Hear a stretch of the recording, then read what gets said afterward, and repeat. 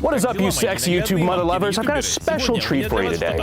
This right here, you may recognize, is the iconic Russian machine gun you think of when you think Russia and World War II, the DP-28. Or as you gamers and memers know it, the dinner plate. The dinner plate 28, if you will. You know, this probably needs to be warmed up a little bit.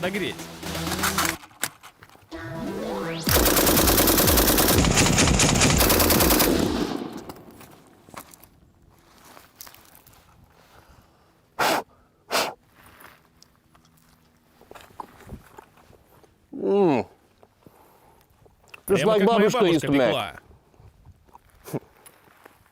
Just kidding, of course, communists didn't have food.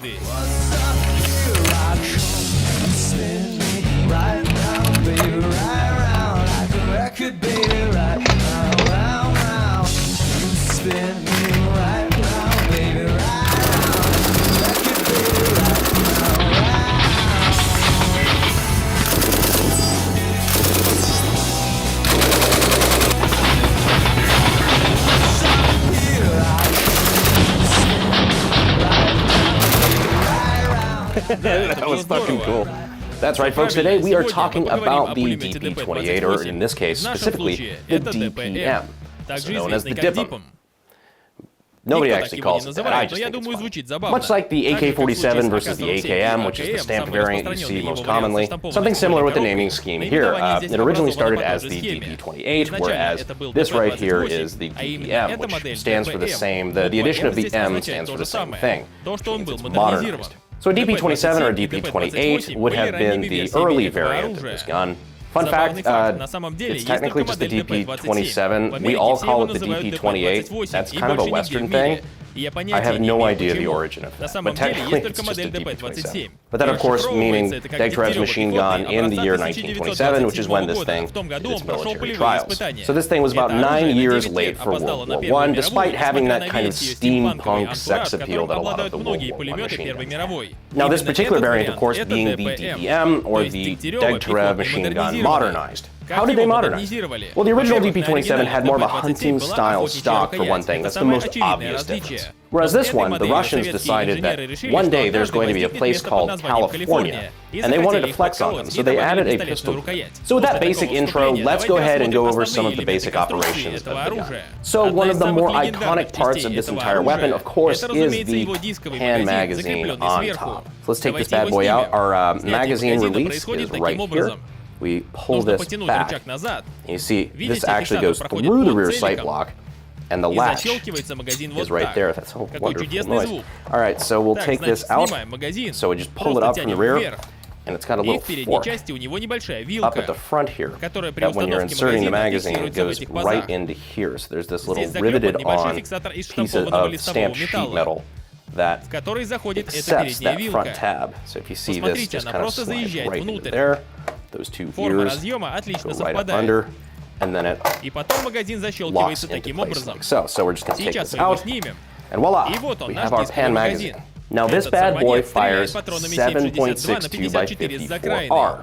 This magazine has a rotary feed system, which is pretty rad. So when you're loading it, you're just kind of moving this back. You see the little follower there actually go down, and that's how the rounds actually feed as the gun fires. And this bad boy has quite the capacity. 47 rounds of 7.62 by 54R. Now let's give you some context for what I just said.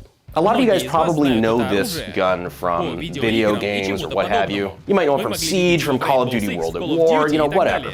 But the thing about video games is a lot of times they have a mechanic built in to not make guns overpowered. So even though you have a rifle and a light machine gun that shoot the same cartridge, you know, you can't make your light machine guns as hard-hitting as your sniper rifles or, you know, what have you, or else the game just kind of breaks. It's not balanced. So it's important to remember that when we're talking about the DPM, that it is firing the same cartridge as, say, a Mosin PU, a sniper rifle. And for those of you who own a Mosin, you know how hard this round slaps. But when you are firing the DPM, you are firing essentially 47 rounds through this rifle. Just remember that every time you hear this thing fire, that's one guy shooting at you with a Mosin Nagant.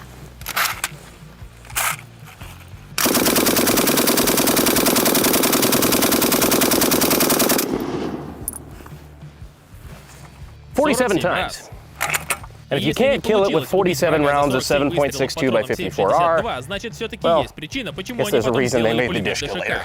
Now let's go over some more of the features and operations of the gun. One of the more obvious features that your eye kind of gets drawn to, now that we talked about the pan magazine already, is this barrel shroud here. It's a pretty nice little heat shield, except anytime you try to grab it, your hand immediately wants to go into the vents. I've found that out the hard way a couple times today. We also have our bipod here that's built in that really loves to do this and just collapse on itself, so that's really cool.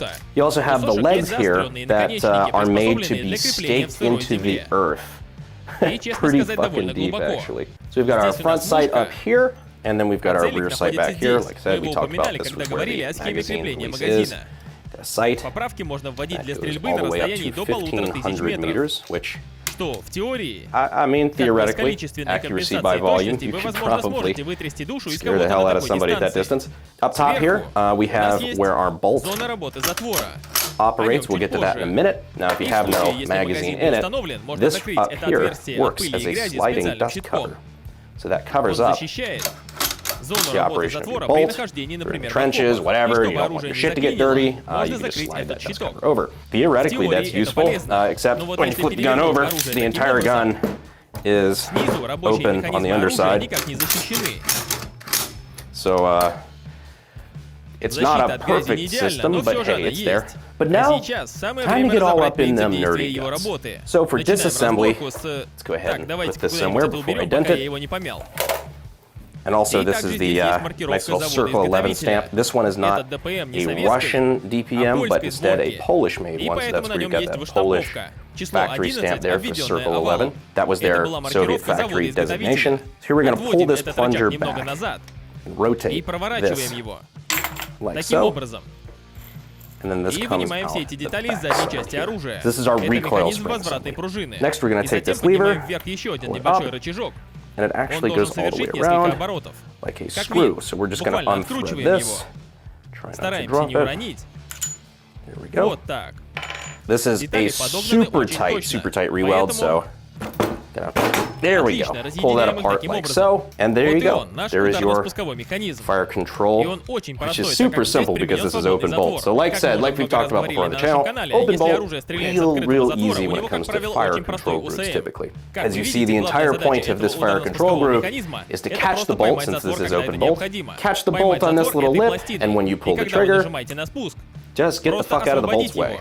And really just kind of stay out of the bolt's way until you want to stop firing, and then it comes back in and catches it. Speaking of the bolt, ready to flip this thing over. You can see this is a long stroke gas piston, and it's actually visible while the gun is operating, which is kind of cool.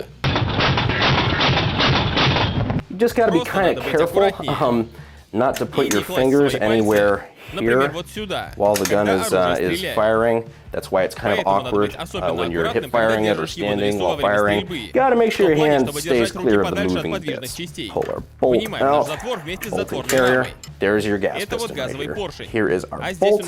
This one is, well, of course, it's a Degtярёва gun, so he was a big fan of flapper lock. So Degtярёва was a very prolific Russian weapons designer, and just about anything he touched had these locking flaps for lockup. So basically, when this gun goes fully into battery, the bolt will be pushed back like that, and these flaps open up, and basically what they do is Spider-Man against the side of the wall's receiver in their little slot here, which locks the bolt in battery while the pressure is still in the chamber, and as soon as the gas goes up through this gas port into this little gas block and pushes against the piston, that actually forces the bolt essentially forward as the bolt carrier is reciprocating, and then drags it along with the ride. So you pull this out, and the whole thing just kind of falls the fuck apart. But there is your firing pin, and here are your locking flaps. Now this is where I have to give a lot of credit to Zach for his incredible job rewelding this receiver, because this started out as a parts kit with an original barrel and everything's a really nice kit, but he did a phenomenal job rewelding this gun. You see a little bit of discoloration along where the welds were, but the fact he was able to bring this back to its original glory is actually made more impressive when you realize that the headspace is actually set by the receiver and these locking flaps. So he had to re-weld this exactly right, getting down to thousandths of inches right there in where this lockup occurs. When you're talking about welding and, you know, shrinkage of metal and whatnot, that's not really an easy task. So he really knocked it out of the park on this one. Wow, that's a lot of words. Time for an ADD break. I don't think any of you had any doubt that 7.62 by 54R is going to penetrate a White Claw, but you know what? This is my channel. We're gonna fucking do it anyway. All right, taking care of a passion fruit White Claw that supported the Tsar in 3, 2, 1.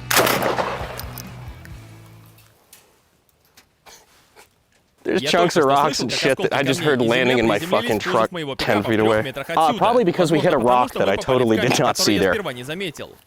As much as I really don't like the passion fruit claw, that smell is amazing when it's aerosolized by a fucking light machine gun round. Come on, they didn't invent the light machine gun to take on one dude. They invented them to suppress and or annihilate multiple. So that's what we're gonna do here. We're gonna let the DPM shine. All right, sending these White Claw back to their trenches in 3, 2, 1. Is that a survivor? Nah. I can never be too sure. Okay, there we go. That looks good.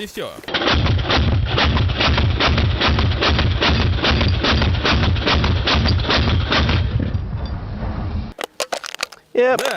No, I think we managed to get them all. I think we all learned a lot here today. Like,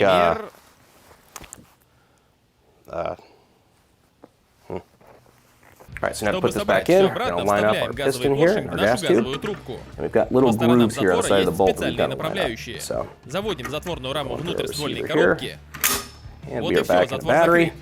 The cool part is, if you flip this upside down, and of course it helps if you open the dust cover, you can actually see the flapper lock mechanism working. So it's fully in battery, you see those flaps deploy, and then retract. Now Degtярёва loved this locking flap system so much that he actually used it on quite a lot, pretty much everything that he did that I'm aware of that required lockup.